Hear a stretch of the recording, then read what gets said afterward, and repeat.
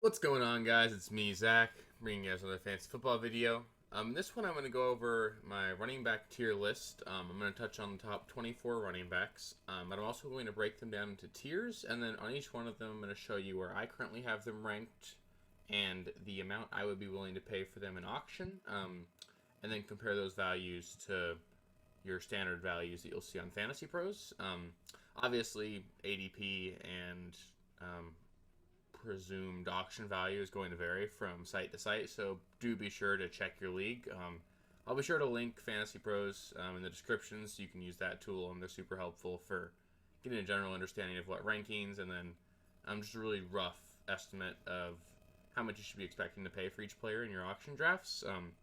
Like I've said, obviously it's going to vary a lot from league to league, so do make sure that you understand how the platform will influence that. But it's a good baseline, and then feel free to use my values as well. None of those values are necessarily going to be hard limits for me. Especially, they'll definitely adjust if you find value earlier on in the draft. You're in love with a player, you're really more than allowed to go over those values. That's just sort of, I like to go into my drafts with a baseline value of how much I'm willing to pay for each player. So do feel free to use those values. These tier lists and rankings will get updated throughout the off season, and when the website's up, they will be posted on the website as well. So look for those as that gets up as well. Um, if you're new here to the channel, please thank you so much for stopping by. If you haven't already, please do give me a subscription. I've had a really great last couple days. We're up to 90 subscribers. Have a goal of hitting 100 by the start of the NFL season, and it really does look like we're going to hit that, so that's awesome. Thank you guys so much for all the support. If you get anything out of this video, please do give it a like, share it with anyone you think might get anything from it as well. And feel free to check out the other videos we have on the channel. We put up 3 a week. So really getting excited for the NFL season. It's right around the corner. But with that, let's get into the first tier. Tier one, I think this one's generally pretty self-explanatory. But my top 3 running backs in this order are Jonathan Taylor, Austin Ekeler, and Christian McCaffrey. It's a little contrary to your standard 1, 2, 3, because I do have Ekeler ranked above McCaffrey. Mostly just injury concern. Obviously, both are known to get banged up a little bit from time to time, but the added benefit Ekeler has of being on an offense that's going to have to compete or put up a lot of points every single week to score games to win games in that division, along with the possibility of seeing something sort of like we've seen in the last couple of years where McCaffrey's a little banged up and the end of the season comes up and then there's no reason for them to rush him back. I expect the Panthers to have no interest in really competing throughout the course of the last several weeks of the season, as to where the Chargers are obviously going to be in it for the long haul. So um, just a little bit more concerned about McCaffrey. I've got no problem taking McCaffrey at 2, even 1 if you're feeling it. And most of my estimated costs here, pretty much in line with what you'll see from your standard cheat sheet created from Fantasy Pros. The only thing I would point out here is that I have placed a little bit of a premium on Jonathan Taylor because I sort of think that you could make an argument that he's in a tier of his own just because of how much safer he is compared to the players I have ranked with him in this tier. So if you wanted to, you could make an argument that Jonathan Taylor is tier 1 alone, and then McCaffrey and Ekeler are both in tier 2. But it seemed unnecessary to put Taylor in his own tier. But that's really the only main takeaway from this tier. Any of these players are great values, or not necessarily great values, but obviously great assets, and just know that you're going to have to pay up for them if you want them. So moving on into tier 2, I have these players ranked RB4 to 8, going Derrick Henry, Dalvin Cook, DeAndre Swift, Joe Mixon, and Najee Harris. Nothing super surprising here. The largest discrepancies from my rankings in ADP would be DeAndre Swift. I have 2 spots above his ADP of running back 8, and I have Najee Harris 3 spots below his ADP of RB5, as now ranked as my RB8. The thing is with all of these guys is they're actually pretty good values. As you can see, my estimated costs for each of these players are either all greater than or equal to what their average cost is. So I actually think that this tier of running back ends up lending itself to be a pretty good value for you. I personally find myself a lot more often ending up with one of the guys on this list than I do Eckler, McCaffrey, or Jonathan Taylor. And player I end up with a lot of ownership in auction drafts should jump out here is DeAndre Swift. I'm clearly willing to pay much more than his average cost because I think he really does have a shot to be a top 5 running back this season, if not cracking that top 3. It's just going to come down to health for him. But I really love DeAndre Swift. So that's the main takeaway from this tier, I guess, is that I think all of them are actually pretty good values, but if I had to pick one, I would pick DeAndre Swift because he's the cheapest, and I think he might have the most upside. So tier 3 for me is another tier. I do find myself ending up with a running back from pretty often. In fact, it's actually pretty often that I find myself taking a running back from tier 2 and 2-3, especially in auction drafts. My highest ranked running back in this tier is Aaron Jones, but I'd have him just slightly ahead of Alvin Kamara and Leonard Fournette, who I both have just slightly ranked higher than Nick Chubb. Like I've said already, a lot of these guys are really great values. I'm willing to pay their average cost and then some for all 4 of them. The greatest value to me, it's odd because as you can see, I do have Nick Chubb ranked as my running back 12 as compared to his ADP of running back 9. But at the same time, he's the best value in auction compared to his average cost. So I think I find myself taking Nick Chubb in auction a lot more than I do in snake drafts. That is something I definitely want to point out, is that there are many players that you'll find that in auction drafts, their price, their ranking in terms of their cost ends up being quite different than what their ranking would be in a standard snake draft. Being like Nick Chubb might be the RB9 in a snake draft by ADP, but he might also be the 14th most expensive running back in your standard auction draft by pre-draft value. So there's definitely some odd discrepancies there, and I don't really know what makes that happen. I think a lot of it is that you'll see some players who drop a lot in a few drafts can really bring their average cost down. So I think Nick Chubb is a guy who every now and then gets faded for whatever reason, and it brings his cost down quite a bit as to where his ADP doesn't necessarily slip when that happens. So I guess main takeaway from this is, again, all 4 of these guys are great values. I think if I had to pick one of these 4 to end up in cracking the top 5, I do love Aaron Jones. I think he's poised to have maybe a career year this year. But if you're in an auction draft, I do find myself taking Nick Chubb, especially on ESPN. He ends up costing you like almost nothing. He ends up in the same price range as guys like Ezekiel Elliott and Breece Hall, and to me that's just a smash play. So again, just pay attention to the average cost if you're in a snake draft, or the projected rankings during your snake draft, and compare that to what I've got here. Obviously, you can adjust these rankings and make your own, but this is just how I'm approaching things. So I do find myself taking Nick Chubb very often in auction drafts this season. But moving into tier 4, my running backs 13 to 16 are Javonte Williams, James Conner, David Montgomery, and Saquon Barkley. I have most of these guys, 2 of them ranked below their ADP in Javonte and Saquon, and 2 of them ranked above it in James Conner and David Montgomery. Having James Conner and Montgomery ranked above consensus ADP was a little shocking to me because I find myself drafting neither of them. But then when I really got around to thinking about it, all 4 of these players are players that I end up not leaving really any snake drafts or auction drafts with.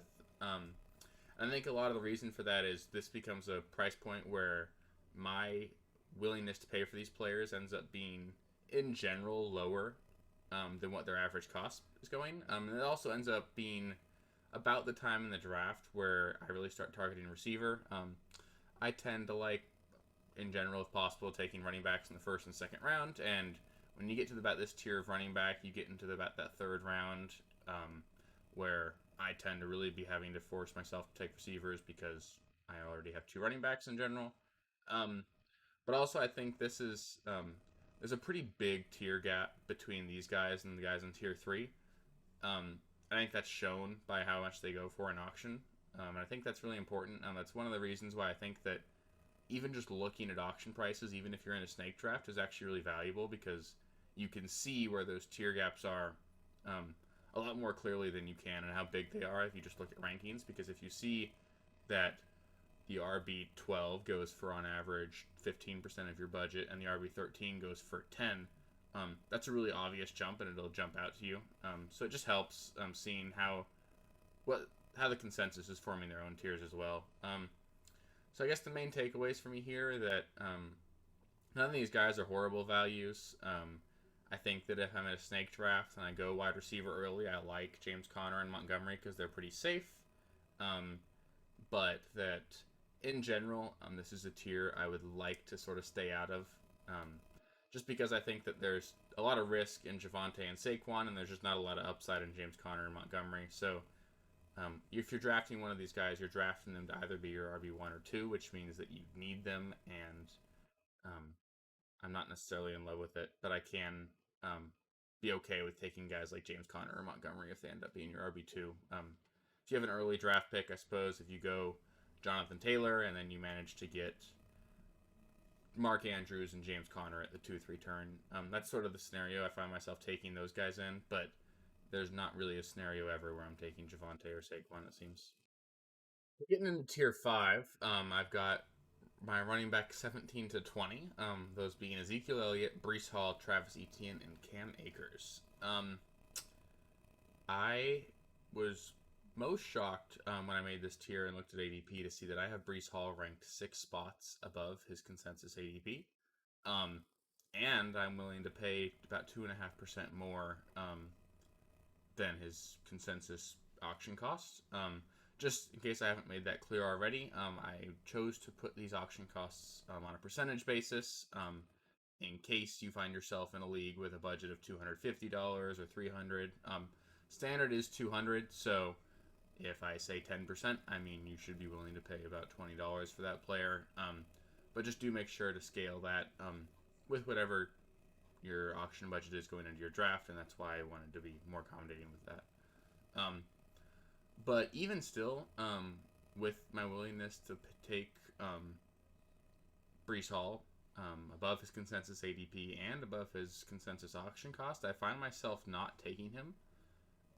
And again, I think it's because this is another scenario where this becomes a tier where I'm not taking running back very often. I will also point out that I've done the majority of my mock drafts this season on ESPN. And on the ESPN platform, Breece Hall ends up going for about 13% of your budget rather than that 9.5% you're seeing from Fantasy Pros. And Travis Etienne, his pre-draft value is about 5%. So I personally have Travis Etienne ranked above ADP, and on the ESPN platform, I've found that he's extremely cheap and somebody that I love targeting as my running back 3, or even my running back 2 if I choose to take a hero RB approach, take Jonathan Taylor early, and then just try and fill in that RB2 slot as the draft goes on.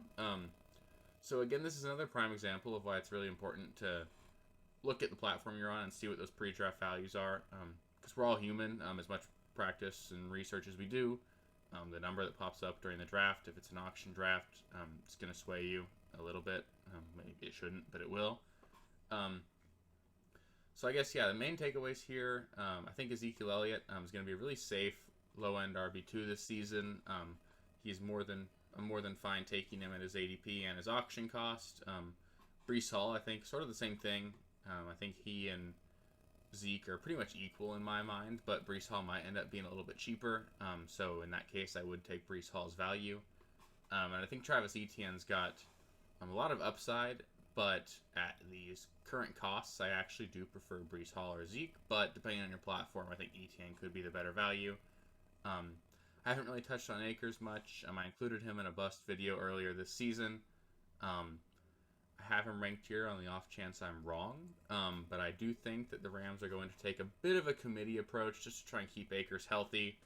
Henderson looked fine last season. He wasn't special, and he has a hard time staying healthy himself, but I think you're going to see a bit of like a 65-35 split between Akers and Henderson.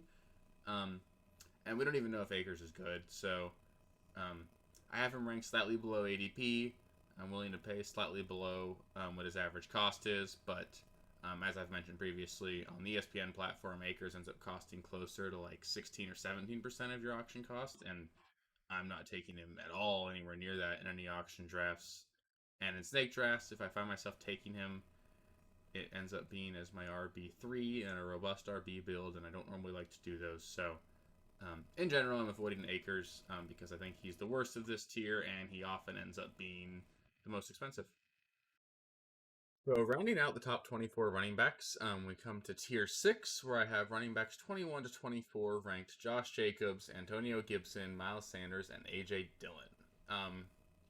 Again, this ends up being a tier that I really do find myself hoping to avoid, except for A.J. Dillon. I think A.J. Dillon is just going to be the best value in this tier. I think that even though his average cost per Fantasy Pros estimates about 6%, on platforms like ESPN, he ends up costing closer to 1 or 2. So again, another prime example of why you should take advantage of the platform you're on. Do check whatever platform you're on and see how much those pre-draft values are, and feel free to compare them to the costs I've laid out here. And there are plenty of other cheat sheets you can find as well. Like I've mentioned previously, I will link you to the Fantasy Pros auction value calculator that I've used just as a nice template before as well.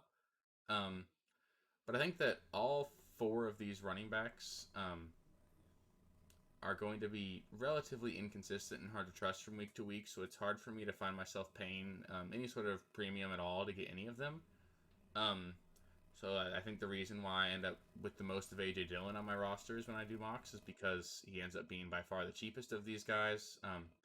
I think that Miles Sanders does have a clear path to being quite this nice surprise this season. I've talked about a little bit why I like him, but for whatever reason, his average cost is still relatively high, and I can't quite get behind it. I do have him ranked above ADP, so I find myself drafting Sanders as an RB3 and Snake often, but I end up finding myself avoiding him pretty often in auction drafts. When I get into touching more on my wide receiver tier list, I think you'll see that I am above consensus auction cost on a lot of those wide receivers. I think that's because I sort of mentioned it already, but I have